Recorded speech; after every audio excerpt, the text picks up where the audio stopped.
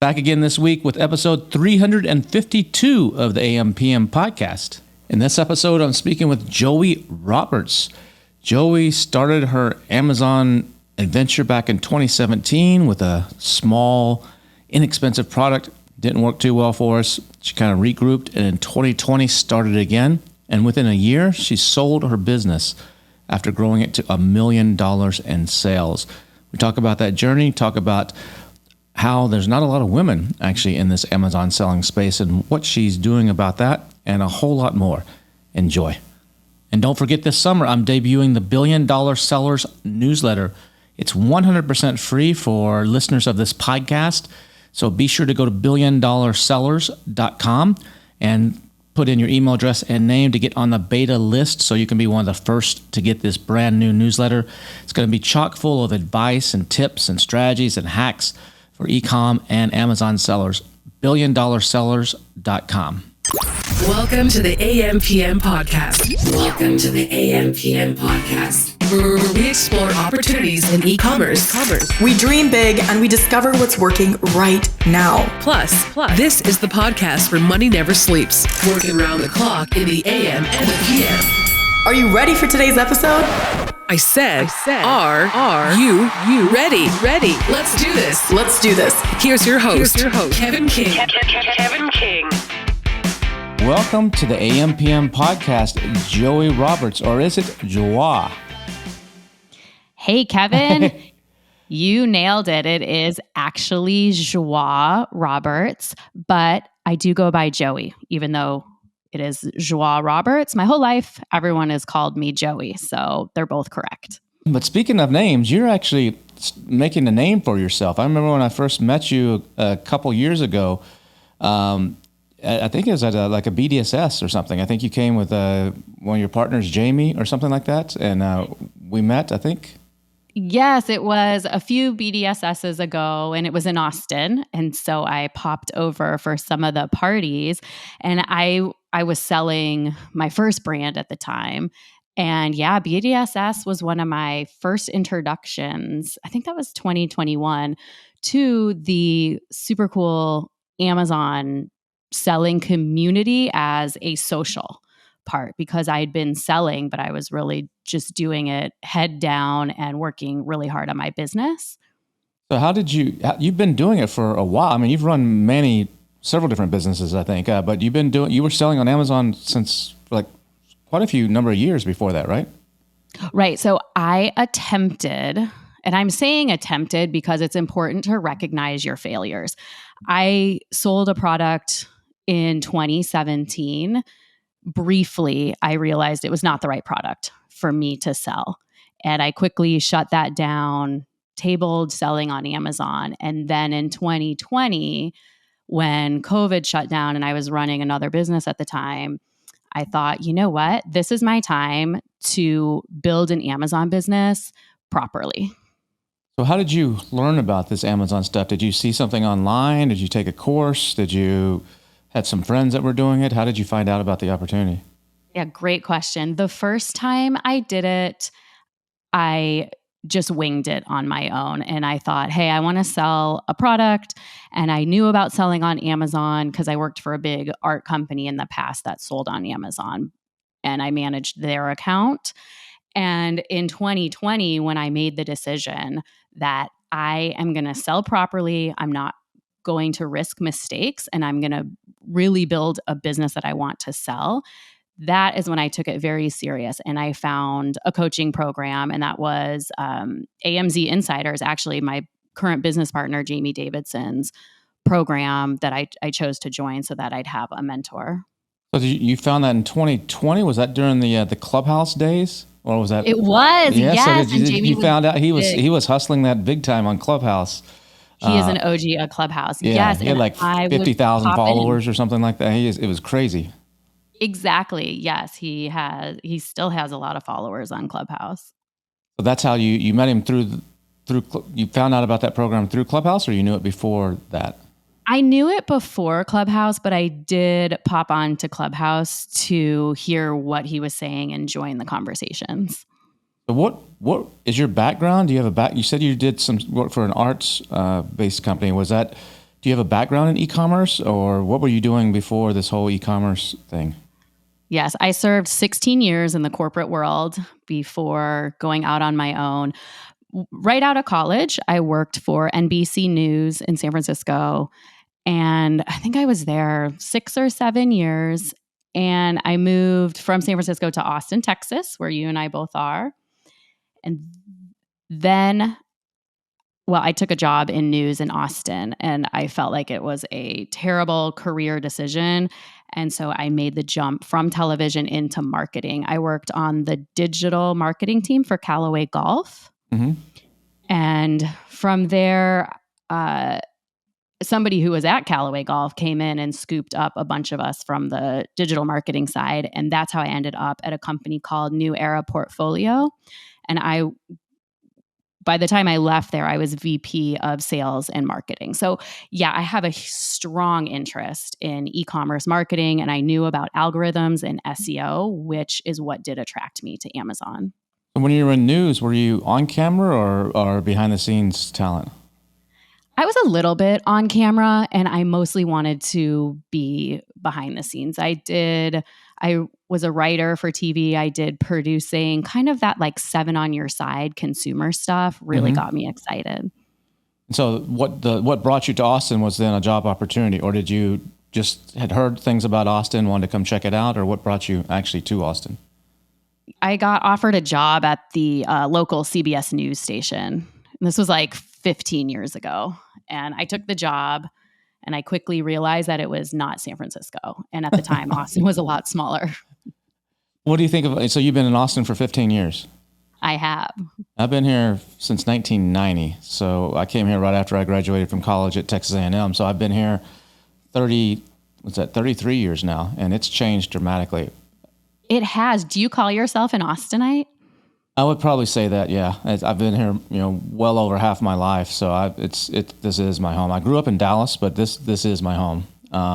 And I actually, at one point when things started getting hectic here back around the 2007 and 2008, I was like, man, this place is just booming. And it was starting to lose a little bit of its keep Austin weird kind of thing and changing. I was like, maybe I want to actually go somewhere else. So I actually looked and almost moved to the country of Panama. But then I made my pros and cons lists, and I'm like, Austin still beat out everywhere else that I could figure that I'd want to be, even with some of the negatives here. So I was like, I guess I'm staying in Austin. And now look at you. You're living basically right next to downtown, living the best life. Yeah, I've lived all over Austin. Yes, and I'm right in the heart of everything. Yeah, I like it. I mean, I lived out in the suburbs. Well, I lived out by the old airport for a while. And then I moved out, bought a house out in the southern suburbs, and my wife at the time did not care for that, and she actually wanted to move back into the city. And I was like, I don't know, I like it kind of out here. I set this whole house up, spent a lot of money, customizing and decorating it, but came into a high rise in the heart of Austin on Rainey Street, and now I don't want to move. I'm like, I like it here. I'm in the middle of everything. It's not that I go down to Rainey Street and have drinking all the time. I'm on the quiet side, but it's convenient. I mean, to everything, and I can look out my window and see the river and see the whole skyline, which from a perspective most people don't see in Austin, and it's really nice. And so I have no complaints. Yes, you have it good, and that's the beautiful thing about Austin is you can live whatever life you want here. What's your favorite thing about? I mean, everybody out there. I mean, Austin's become one of these big cities for people to move to. I mean, or even just to visit. I mean, I know like on bachelorette parties, it's right now they all come to Nashville, to Austin, or to Vegas. It seems like those are the 3 hot spots. What is it about Austin that you think draws so many people? I mean, it's become like the Silicon Valley of internet marketing. I mean, you get Joe Rogan to you name it. Who's pretty much anybody is here or has an office here. What do you think it is that's drawn everybody here? I think originally the draw was, let's say, like 5 to 10 years ago, the city of Austin did a big push to get e-commerce companies to move here. So they did tax incentives, they did 10% kickbacks for building construction here. So that put Austin on the map as like, hey, we want to have this economic growth.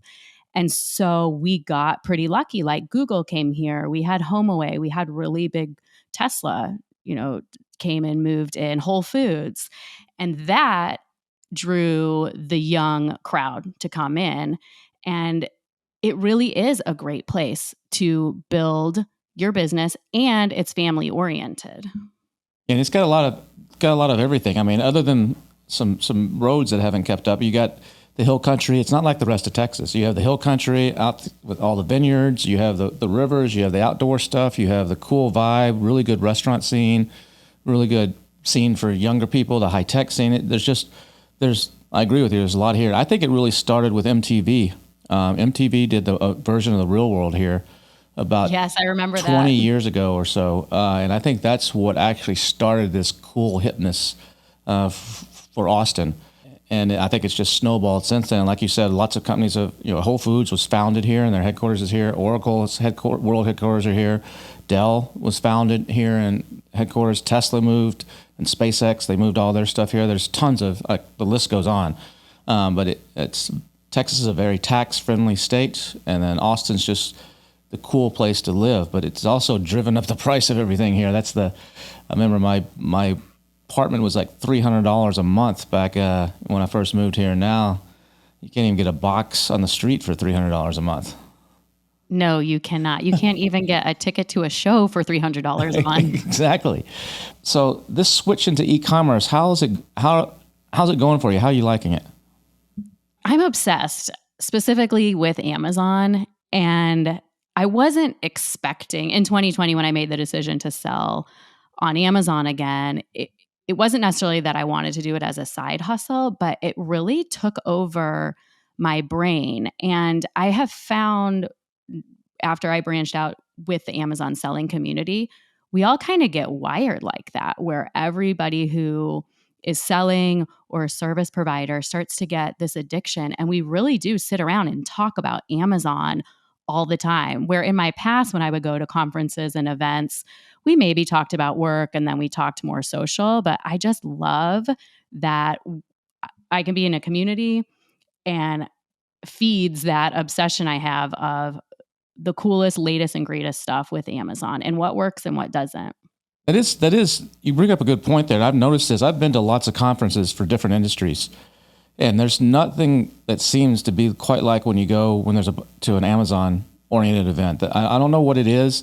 You always have the new people there that are shy and they don't know anybody, and they just go and they take their notes and they go back to the hotel at night. But then you have the rest of everybody. It's almost like a little clique or like a little group, and it is different. I was just at an event a few months ago in Vegas, an AI event, and it was like 400 something people there, and there's probably 25 Amazon sellers, but the Amazon sellers kind of grouped together, and we're going out to eat and going to the bar and doing things, versus everybody else was just networking a little bit during the event, and then they go back to the room or whatever. It's a different vibe. I don't know what it is about this entrepreneurship and selling on Amazon. It's like you're wired differently, and you have this like instant magnet that draws each other to. Have you noticed that, I guess, as well? Yes, I have. And it's like kind of like if you know. And I feel like because I'm now around people who think differently or get excited about this Amazon stuff, it makes me want to continue to build, and it's inspiring. So I'm not getting bored, where in other industries I thought, well, maybe I should shift and try something else. Like I'm still all these years very excited about it. And to your point, yeah, I've been to non-Amazon events like masterminds and stuff, and the Amazon people will group together, and then the people not in the Amazon space come up and kind of look at us like, wait, you guys just talk about Amazon all the time? We're like, yeah, we do. What's been the hardest part of starting your journey on Amazon? Is it just there's so much to learn, so many hats you got to wear when you're starting, or is it the financial side, or is it figuring out products? What has been the biggest challenge actually to doing this full time? Yeah, with my first brand that I built from 0 to $1 million in 12 months, I wasn't scared of what I didn't know. I was ready to jump in, even though I didn't know what I was going to do. The hardest part that I ran into, and this was 2021, was just so many inventory problems and product problems and running out of inventory and mismanagement of everything to do with my inventory. So those were hard lessons. And I do feel lucky that I started with an expensive product because I had a lot of room in my margin for error.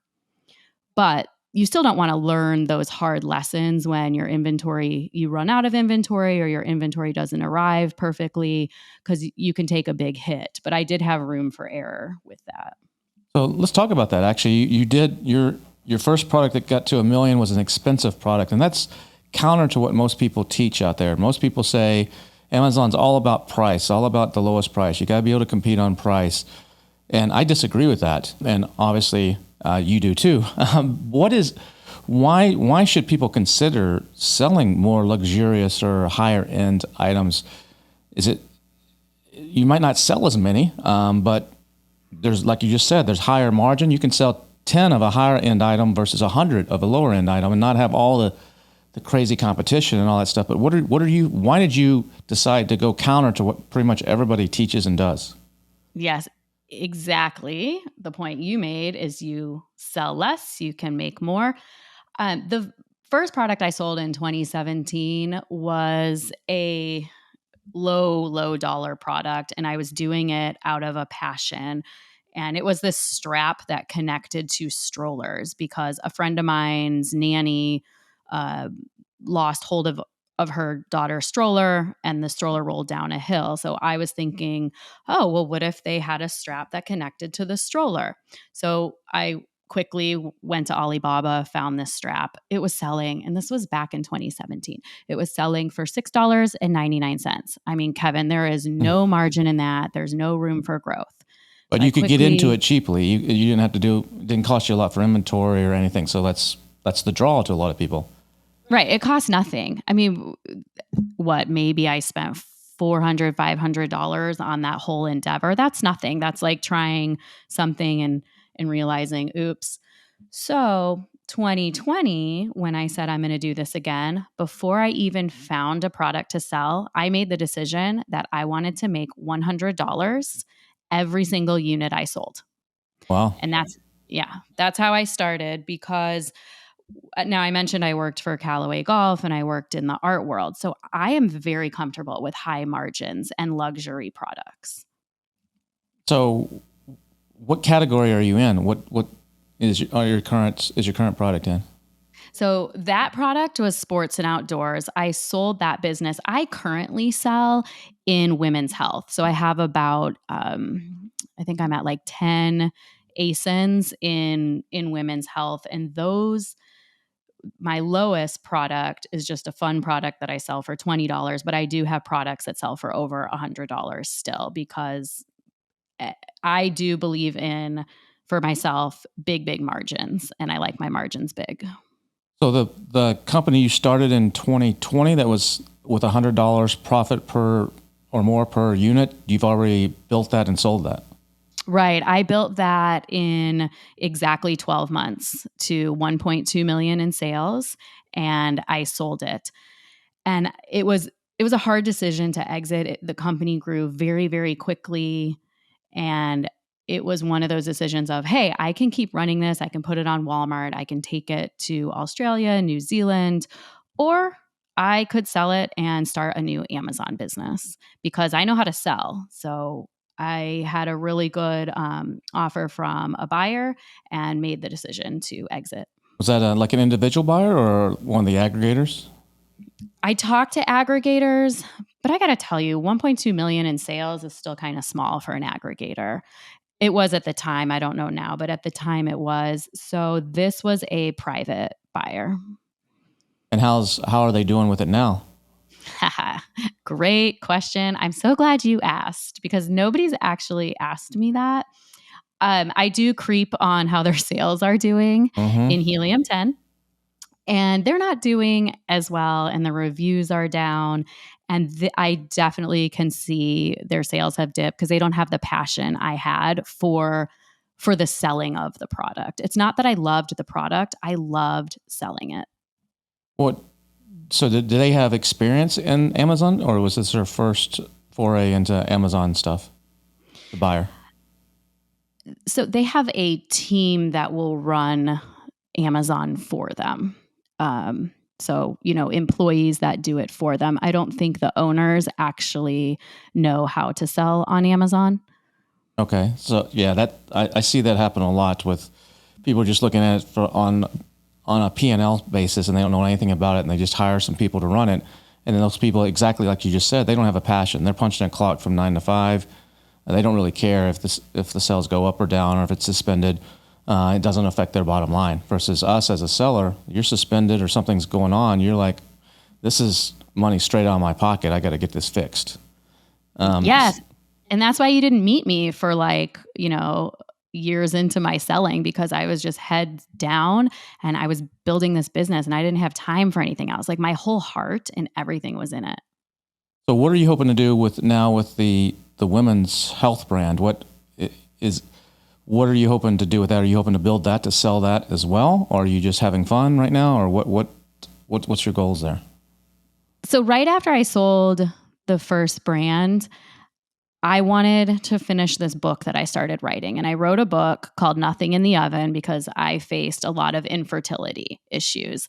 And I wrote this book. So I sell this book on Amazon, which was also a goal. I wanted to know what it was like to sell a book on Amazon. So I do the Kindle Direct Publishing, which is a self-published KDP. And from there is where I started finding products to put into my fertility health line.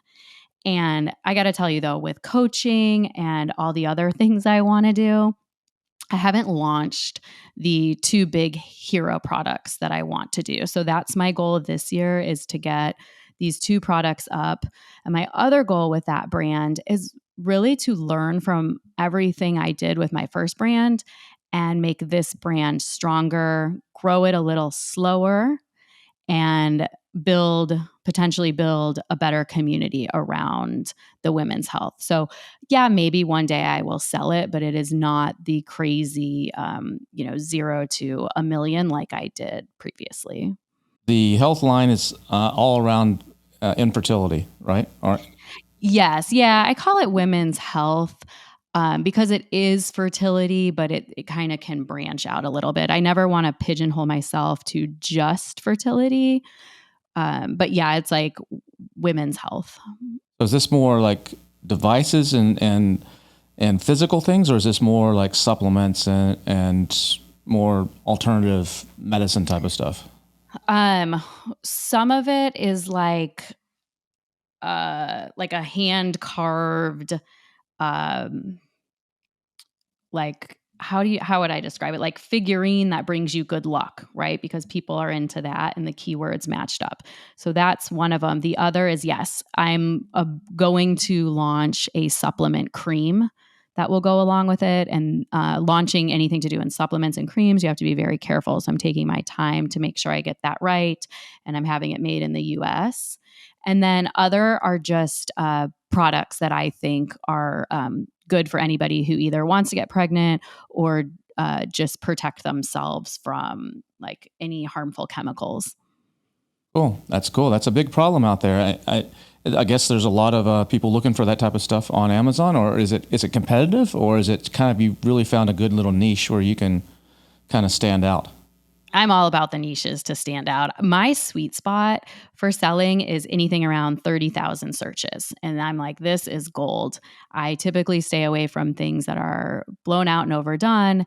And I also like niches where people get really attached to it. So if it's a sport you're into and people buy mostly and try all the new cool things with sports, that's why I like sports and outdoors. And then with, the women's health, the people who are searching, if you're searching for that, you're probably going to make a purchase. Yeah, I would think so. And it's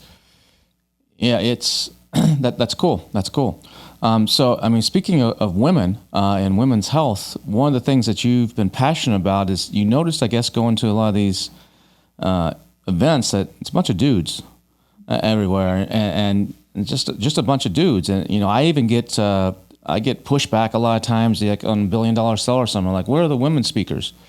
I'll have 4 out of 14 or something. And people are there's like, what? And I think there's just not that many women out there. There's some smart women. Some of them though are like yourself that they don't speak.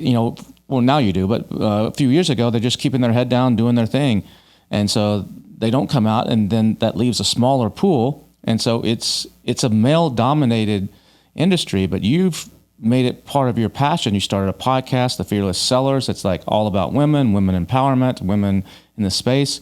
Talk to me a little bit about what you're doing there. Yeah, thanks for bringing that up. Fearless Sellers, the Women of Amazon, was born from exactly what you were just saying. Going to these events and the men are pretty dominant as sellers, I started to dig into, hey, where are the women at? And also the women that I was meeting at the events were absolutely incredible. They were sellers, they were moms, they're building softwares or they're vendors. Like they have a lot going on. And when I was building my business, like you said, I just kept my head down and I thought everybody on Amazon was making hundreds of thousands of dollars a month. And I didn't really give myself a lot of credit. It had nothing necessarily to do with being a woman, but there is a bit of a difference of women versus men with, especially if we have a family, of how much we have going on. So I dug into the statistics and found that only 25 to 30% of US sellers are women. And I thought, hey, you know what? There's an equal success rate for women and men selling on Amazon. It's not that men are better, and it's not that women are better. I am going to say women are better at shopping. So in theory, I think we're better at sourcing because we're good at shopping. So, yeah. So, but how is it? At 20 to 25%, I actually sounds high to me. I think it might be actually, or if it is that number, then that means there's a lot of them that are just staying at home and not. Yeah, and a lot of them are husband and wife teams. So okay. If you can include that, I can see that. I mean, yeah, as a woman, especially if you have children, younger children, like you have you do. I mean, that can be a challenge and then you got to pay attention if you're married to your husband and time, and then you got the travel and everything else, and it can be a huge juggling act because we entrepreneurs sometimes like to work every waking hour. We do. And I like to work every waking hour. And I was doing this when my kid was a baby and he was little. I would put him to bed and I'd stay up till 1, 2 in the morning, obsessing over my listing or photoshopping my photos or, recording a video. So yes, it is demanding. And the podcast was really a way to celebrate the successful women in the space. It is not to separate like, hey, we're women and we're great. It's more like there are women doing great things and there are men on the podcast as well. But the majority, I'd say, 70% of my guests are women because it is important to cheer other women on and say, hey, look, I'm doing this. You can do this. And men or women can all come together and build on Amazon. Why do you think it actually has become so male dominated? And why do you think, I mean, I guess it's certain professions, you could look across, I guess, a lot of professions. They're like, oh, but why? I mean, like you said, e-commerce is equal opportunity. It's not like, you have to have extra muscles or something, to do it. Like in some professions, you need to be stronger to lift beams on a big construction building or whatever it may be. But in this, it's equal. Why do you think it has skewed towards the male side? I think entrepreneurship in society kind of gets geared towards men, and men will take the risk on the side of their current jobs to run a side hustle where that kind of recruits men and kind of gets the boys club like, hey, I'm doing this side hustle, I'm doing this.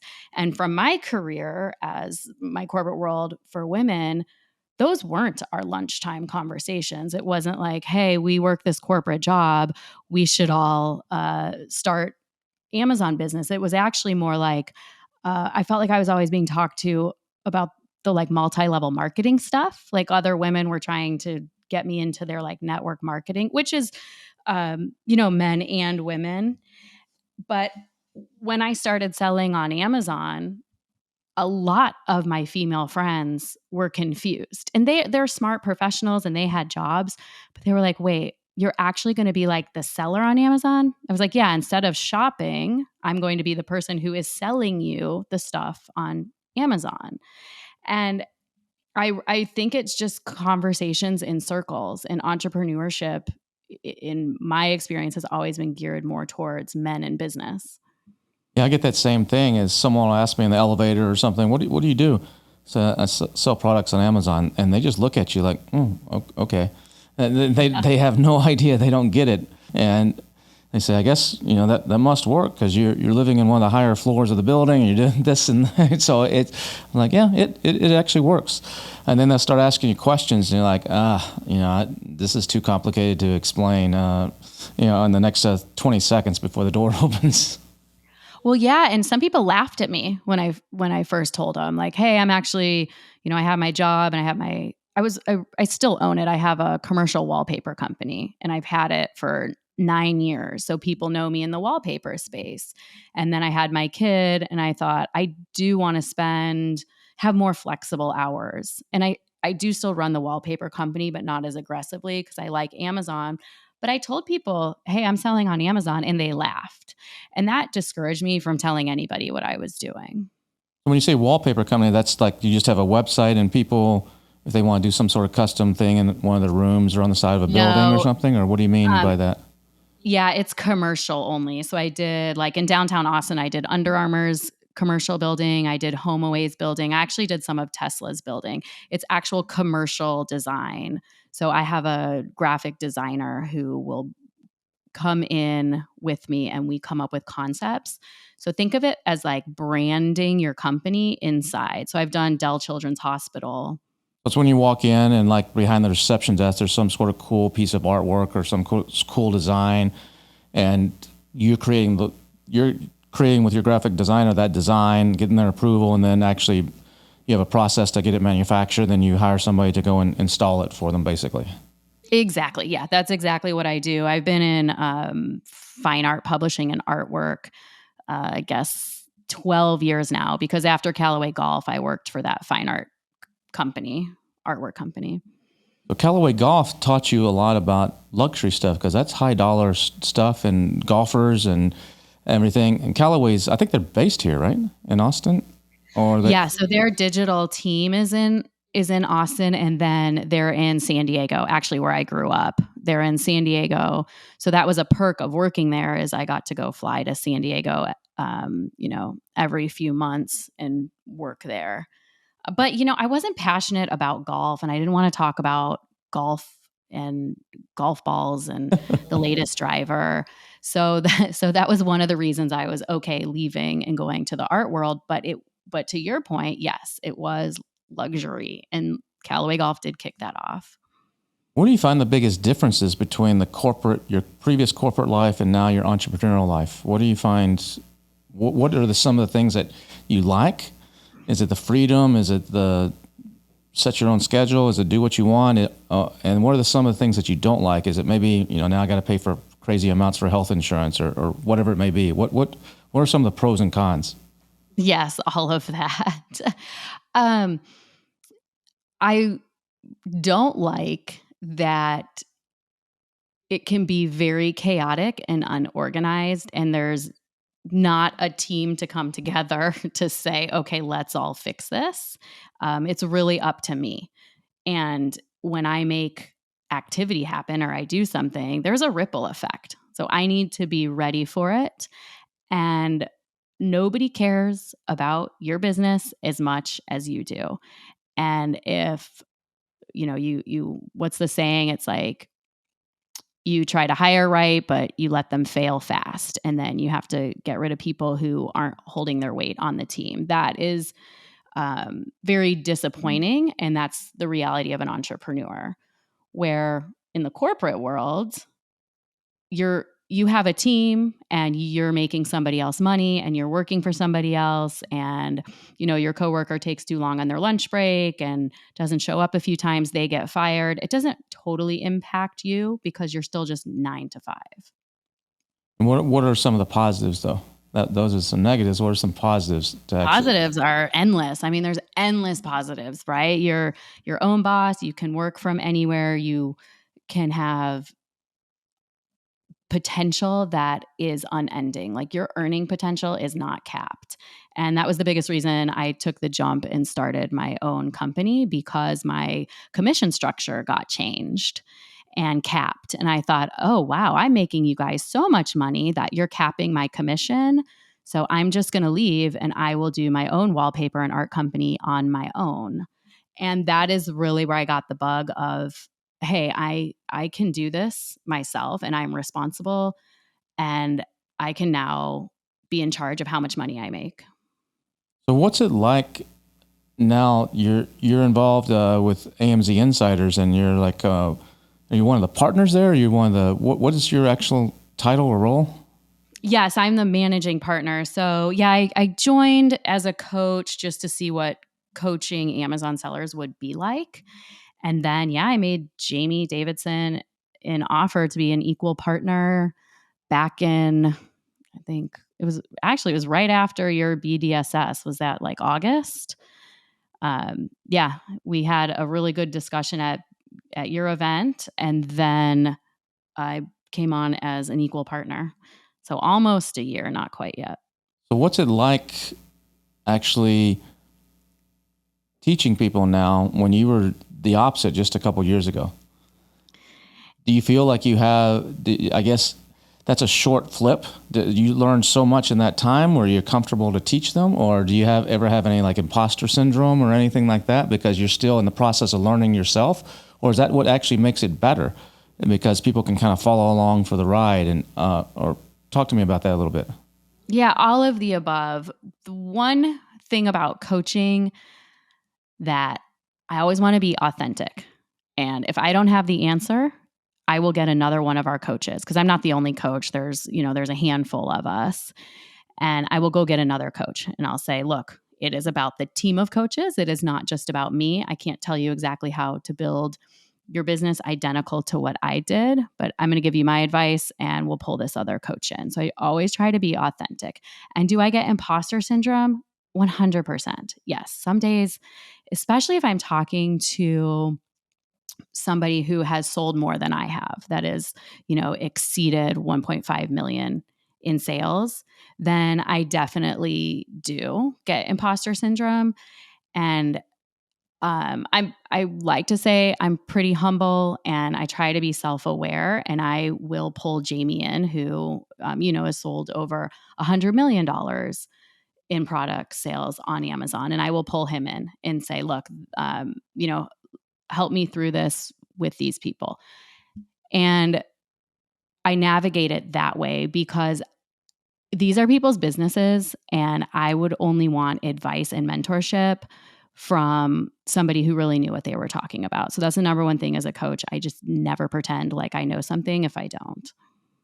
I know a lot of really successful sellers that never went through a course or never, didn't watch a whole lot of YouTube videos. They kind of were figuring it out on themselves, but then they decided, instead of doing a course, I'm going to hire a coach, or I'm going to join a program and put the money in that. Instead of sitting there watching, 50 hours worth of videos, they're like, I'm going to hire someone. It's almost like hiring a mentor or hiring someone that you go to that you can ask questions for. And it's an interesting strategy that a lot of people actually don't do because it typically costs a little bit more. But I think it's one of the better. You learn from those who've been ahead. All you need to be is one step ahead of the person that you're teaching, and you can teach them. And so that I think there's something to that where people actually should maybe pay attention a little bit more to like what you're doing with AMZInsiders rather than just going through some set course. What do you think about that? I agree. And it's good to have a separate set of eyes that is not emotionally attached or financially attached to your business. Take a look at what you're doing. Take a look at your full marketing approach. Look at your PPC. Look at if you've made words negative too quickly, or are you not adjusting your bids? Just simple things from the outside, I think, are helpful for having a mentor. And I also welcome everybody's teachings. Like I absolutely love Freedom Ticket in Helium 10, and we encourage all of our, our program is based off of Helium 10. And I always say, do our step-by-step program, talk to me with your mentorship and your coach, and also take in Freedom Ticket. Like, just collect as much information as you can, because at the end of the day, it's their business and I will be there to talk through it with them, but they're going to be making the decisions. I remember when I first started selling FBA, I've been doing importing and selling e-commerce for years. In 2015, I had seen the AMZIng.com course. That was the hot thing back then. And, they sold 35,000 of these, like $5,000 a piece, probably. Did really good business over the course of several years. And they're still around, but they had a little training program that I watched online. It's like a 4-part webinar series to try to get you to buy the course. At the end of that, I was like, I don't need to buy this. I know how to do all this stuff. I've been doing this. So I didn't buy the course, and I just jumped in. But once I jumped in, there was enough things. I was like, okay, how do you do this thing here? I could go figure it out. But then I found somebody. I paid them $3,000 back then. Like, this is before there was all this coaching stuff. This is in the, there wasn't a Helium 10. There was hardly any software. And pay them $3,000. And I don't remember if that was for a couple weeks or a month or what that was. But I could pick up the phone and talk to them and ask them questions, or they would look at my listing or tell me. And it was really good. And I probably knew more than that person about everything to do with e-commerce and marketing, but I didn't know Amazon. They were a step ahead of me on Amazon. So it was worth every penny of that. And sometimes that's what we need to do to get to that next level in this, and get out and meet people, like you said, getting to events and expanding your network. Yes, and when the members of AMZInsiders that I get to talk to face-to-face, one-on-one about their business, when their sales turn around or when they start getting their first product sales, I mean, Kevin, it feels like I'm getting my first sales again. Like, I get that high of, yes, you are winning. And that is one of the reasons I love coaching, is because I get that fulfillment of seeing people be successful and seeing the magic that happens on Amazon. Yeah, that's why I do it too. I mean, people say, why do you, well, I first started the Freedom Ticket. Originally, I was going to do it myself. And then Manny and Guy, who owned Helium 10 at the time, said, hey, why don't you just do it with us? And then I'm like, yeah, I don't know. Maybe I want to do this on my own. Then I started thinking about it. So if I do it on my own, I got to drive all the traffic. I got to pay a 50% affiliate commission to somebody. I got to organize everything. I got to hire VAs. I got to do all this, set up the credit card processing, mess with all that. If I partner with them, it'd be 50-50 partnership. And I don't got to do any of that. I just got to do what I do best. I'm like, that's the smart way to go. So we partnered up, and we originally sold it in 2017 when it came out. Originally, it was like $1,000, or we tested pricing at $1,000 or $1,500 or something like that. And then in 2019, they decided to make it free. And they decided, like, hey, let's incorporate it into Helium 10. As long as you have any kind of membership on Helium 10, you can go through this course. And so we reshot the whole thing, and we've reshot it 3 times, and we keep it updated, but 3 total overhauls. And we did it again in 2021, and then we've updated it since then. But the number of people that have gone through it now is crazy. I mean, I don't know the exact number, but it's close to 200,000 people that have actually started that course. Not everybody finishes it, but they've actually started it. And I get recognized as a result of that all over the place. Here in Austin, in the last year, I've been recognized like 5 times. I've been, going to an HEB or standing in line to check out. Someone comes and taps me on the shoulder. Hey, are you the Amazon guy? I've been recognized in New York by Uber drivers that pick me up. I've had tons of stuff like that. But where I get the fulfillment, though, is like going to a Prosper show, like the last Prosper show in March, standing in line to go to one of the parties that was up on the top floor of the Mandalay Bay. And I was standing there with Steve Simonson, and a couple people behind me, I started hearing this someone saying, no way, no way, no effing way, no way. So I turn around, I was like, what's going on? And the guy's looking straight at me. And he's like, Kevin King, I'm so-and-so. I just want to say thank you. I took your course 4 years ago or something like that, Freedom Ticket, and now my company's doing $50 million a year. And I'm like, holy cow. And that's where I get I'm not doing $50 million a year.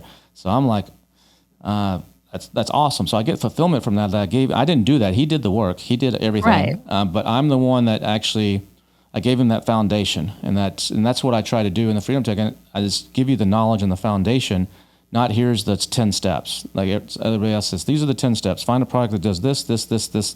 I don't do that. I give you more of the general knowledge, and then it's up to you to go implement all that. And that's what they did, and they're hugely successful. And I have that happen quite a bit at different events, and so that's the fulfillment I get from that.